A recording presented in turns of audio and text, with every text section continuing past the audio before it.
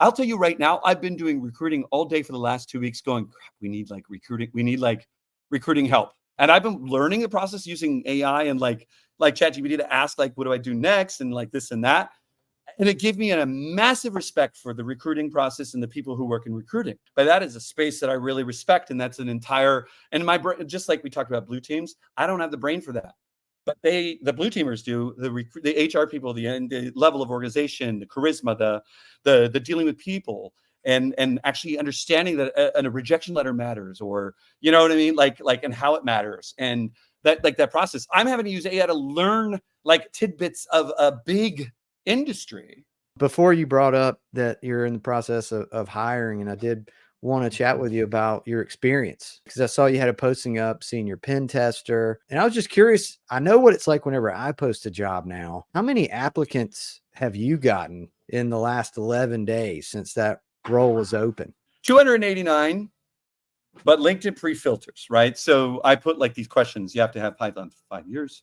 You have to have, background check. We deal with pretty crazy stuff. I mean, I'm usually forgiving on background checks, but these days it's like the clients won't be. So, and I will actually check like how many actually get filtered through, right? So there's also how many I can actually handle at one time.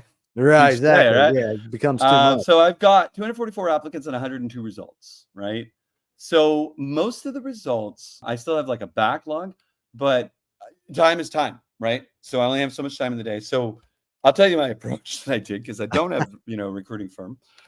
So we have, an AI system for enterprise. So we can share, private data that like is our company data that doesn't get trained and stuff like this, right? So we have an enterprise GBD and you can create a GBD. So I called it, HR assistant. And I said, here is our mission values. And I gave it documents, mission values. And said, here's examples of pen test reports. Here's our job. I gave it our service catalog, right? Like these are things you can do to give the AI, right? You trained it. Yeah. I trained it on all of these documents to reference it, right? It's kind of like a fine tuning. They wouldn't probably call it training in AI, but like it's fine tuning, right?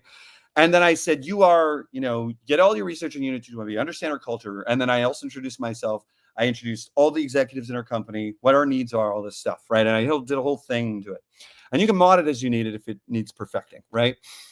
And so then I go in, it's HR assistant. So then I'll take, when we first pushed the post, I started pulling out like, all right, I got like 17, 20 resumes here. So drop them in my, folder, right, under that section. And then I'll attach one at a time separately as a different HR assistant thing. For the reason why is I'm kind of against comparisons until like the last mile. The cool thing about AI doing so, like I told it to score it like 10 out of like basically out of 10, like each section for culture fit, skills and experience, this and that for resume matching only. It doesn't mean that they're best or not best fit. It just means, does this resume fit like our culture fits based on what AI might think, so that I can figure out, give me the top 10 people to schedule a meeting with, all the qualities that we needed. And so it would be like, this person got an 8.5. And so it would literally, I'm like, give me top 10, give me top 20, give me 30. So I would just go and start with top 10 based on that. And then I'd write a letter out to each one and, hey, invite them to do an interview. I would then record the transcript. Like I keep the transcripts. I'm in a one-party state. I'm allowed to do that. So this call may be recorded or monitored, blah, blah, blah. Right, but I record the interview. And then I take that saved transcript and I throw that into that person's interview with their resume, with the job description. And I have a file that's called this in their AI, right?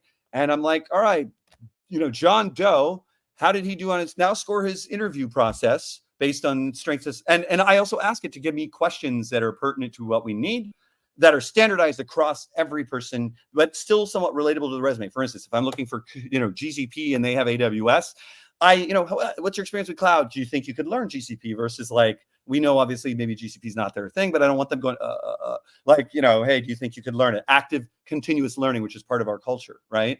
So it would then, like the AI would then go and give a score on like, they seem adaptive, they can continuous learn, they can do this, they can do that. And it would score each one. I do it individually so it doesn't compare yet. And then I'd throw those scores in and just get a list of the players of like who's now on our list. And the cool part is that I also have my human side of my interviews and my process, and it matches pretty much where I'm at. I really like this person is number one. Oh my gosh, he's probably going to be harder to get because he's probably going to be like the perfect candidate. Because one of the perfect candidates, I literally was like, that guy scored like a 10 out of 10. Now he was referenced in because of the job. So that's a lot easier. Is one of the things is the Oh, yeah. reference is going to obviously, as you know, have a lot higher value because someone else can speak to their work. Right. But for honestly, this AI scoring is what I've been doing. I do think there's an entire app that you can make with this and like make it like a career path and journey. And it's not just like that. You could de-racify, which is great because I got like at least 5, the first 5, 3 of them are, not white people. You know what I mean? So like it doesn't care about the name. So like then you don't even have to worry about like the word diversity. You just like go through skills, focus, this, that, blah, blah, blah. And it skips it removes all that bias for you because you can tell it, remove all the bias, just focus on these things. And it will, I don't care if they've got like a name I can't pronounce, they're getting interviewed because their skills match the system. You know what I mean? So, Yeah. you know what I mean? So like, that's the power of this is that that's one of the things I think AI is going to be very good with is de-racifying, Right. biasing, people may be convinced there's set bias, but if you give it in guardrails of instructions of like, anonymize the names, remove all of that information. I just need party 1, 2, 3, and 4, right? Like then it will make decisions about that, right? So it's just, cleaning the data, this and that. So actually, that's the process I've been doing. And then it'll be like, all right, what's the next step? Okay, get them to the next round. And so that's how I've been doing it because we don't have an HR person, which we will be hiring on June. But so that's the challenge. And the reason I had to do it is we had an HR not an HR, but like a recruiting company, but they disappeared on us for a bit. And we're just like, dude, we're like in the middle. And we do a lot of contract work. It's not always, full-time hires, right? And so if we need like, hey, we need a Kubernetes pen tester, we need this and that, they just kind of disappeared. And we just heard from them today. Apparently they were sick, but I'm like, we need to talk about a redundancy plan because we messaged other folks, and I'm like, so Hey, I ended up I know a good yeah. good cybersecurity We'll be, recruiter. If you need a like, plan B. yeah, I do. And so, let's talk offline for sure. So I saw that Absolutely. today and I'm like, oh yeah, man, good timing. There's the Good synchronicity. time. Yeah, maybe. Hey, you needed it. The Yeah. universe has brought it right here to There you, you man. go. That's what I'm saying. So, and if like, honestly, I believe that. I don't know if everybody has their own beliefs, religions, all that stuff. But for me, that's the thing that works for me. So yeah. Yeah, no, I Yeah. believe it 100%. I just need to exercise it more. But man, I did not. So I've always been afraid, AI is going to take all the jobs, right? AI is going to take It the just helps you recruiting jobs. organize. Yeah.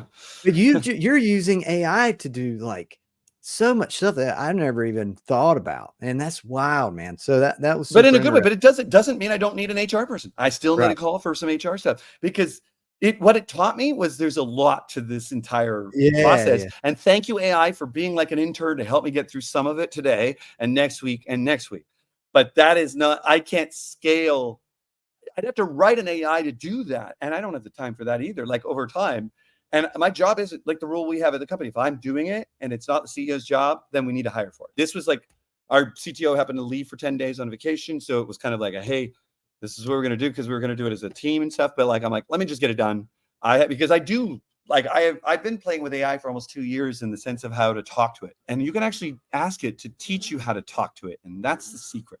I saw a tool. It just came across my LinkedIn feed where the AI voice assistants now are going to be doing the initial screening call. Candidates are going to be talking to this AI, and you can tell it what questions to ask, and you get the recording. So you get one AI actually doing the screening call, and then you load the transcript into another AI to rate how the person did, and then they're out there while you're working, right? You're busy doing CEO stuff, right?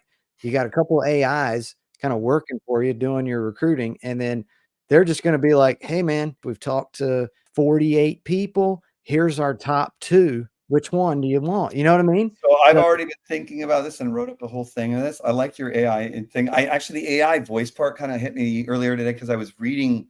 You know how AI has a button where you can read off and they have their voices. And I was busy, so I was having it read to me, the interview questions while I was okay. preparing. And I'm like, oh shit, that sounds so human that it's kind of like oh man, like you could technically do a phone interview this way. You know what I mean? So Yeah, especially if they're I mean, using yeah, Scarlett I Johansson's find it. voice. I heard about that. Yeah, I find it a little Yeah. impersonal, but I don't mind putting in the work because we are a people-oriented company here.